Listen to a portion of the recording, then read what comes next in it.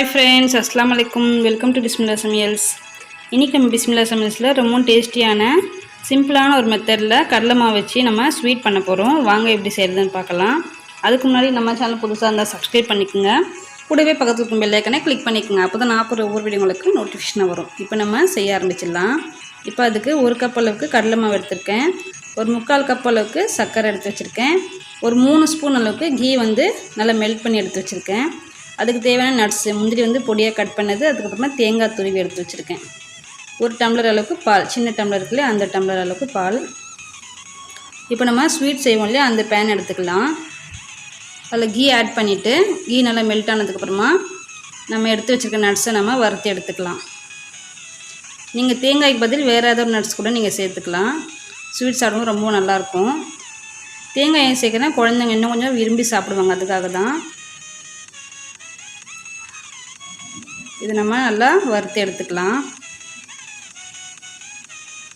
நம்ம இதே மெத்தடில் பார்த்திங்க அப்படின்னா பர்ஃபி செய்யணும் அப்படின்னா நம்ம சர்க்கரையை வந்து டைரெக்டாக சேர்க்காம பாகு மாரி செஞ்சு நம்ம சேர்த்துக்கலாம். பர்ஃபி வந்து சூப்பராக ரெடி ஆகி வரும். நான் வந்து எங்கள் வீட்டுக்கார் வந்து பார்த்திங்க அப்படின்னா ரொம்ப சாஃப்டாக இருக்கணும் ஸ்வீட், அதனால் நான் சர்க்கரையை டைரெக்டாக சேர்த்து அப்படியே உடனே சாப்பிட்ற மாதிரி இருக்கும் இல்லையா, அதனால் அந்த மாதிரியே செஞ்சுக்கிறேன். நீங்கள் பர்ஃபி மாரி செஞ்சு வச்சு சாப்பிட்ணும் அப்படின்னு நினச்சிங்கன்னா தேங்காய் சேர்க்காம வேறு ஏதாவது நட்ஸு சேர்த்துக்கிட்டு சர்க்கரையை வந்து பாகு பண்ணி சேர்த்துக்குங்க, ரொம்ப டேஸ்டியாக இருக்கும். இப்போது கடலை மாவை நம்ம அதில் சேர்த்துட்டு அந்த கீலையே நல்லா கலர் சேஞ்ச் ஆகிற அளவுக்கு வந்து நல்லா வறுத்து எடுத்துக்கலாம். நம்ம கைவிடாமல் கிளறிட்டே இருக்கணும். அடுப்பு வந்து ஒரு மீடியம் ஃப்ளேமில் வச்சுக்கோங்க. கட்டி இல்லாமல் நல்லா கிளறி விட்டுக்கலாம். இப்போ பார்த்திங்க அப்படின்னா லைட்டாக கலர் சேஞ்ச் ஆகி வந்திருக்கு. இதுமாதிரி நல்லா கலர் சேஞ்ச் ஆகி வரும். நல்லா வாசனையும் சூப்பராக இருக்கும் கடலை மாவு இந்த மாதிரி நம்ம வறுக்கும்போது.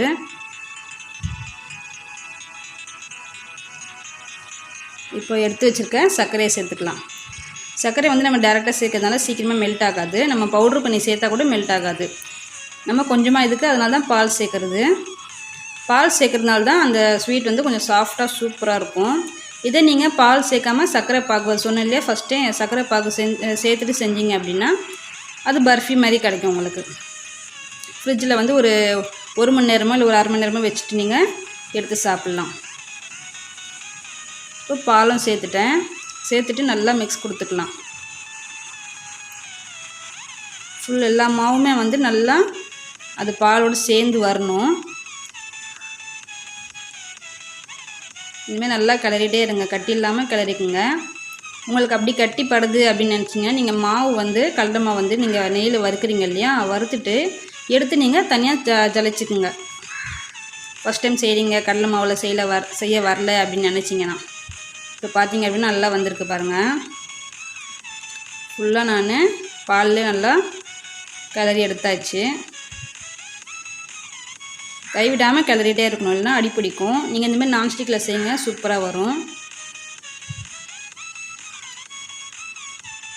இப்போ ஒரு 1/4 ஸ்பூன் அளவுக்கு ஏலக்காய் தூள் சேர்த்துருக்கேன்.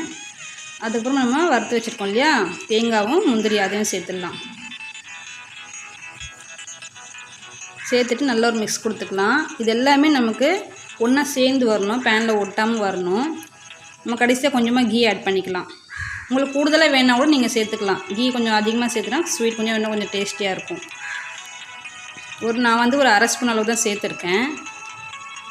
பாருங்கள் பேனில் ஒட்டாமல் இருக்குல்ல, இந்த அளவுக்கு வரணும். வந்ததுக்கப்புறமா நம்ம ஸ்டவ் ஆஃப் பண்ணிவிட்டு இறக்கிட வேண்டியது தான். இறக்கிட்டு ஒரு பிளேட்டில் போட்டு நல்லா ஆற விட்டுருவோம். பாருங்கள் ஒட்டாமல் வந்துருக்கு பாருங்கள்.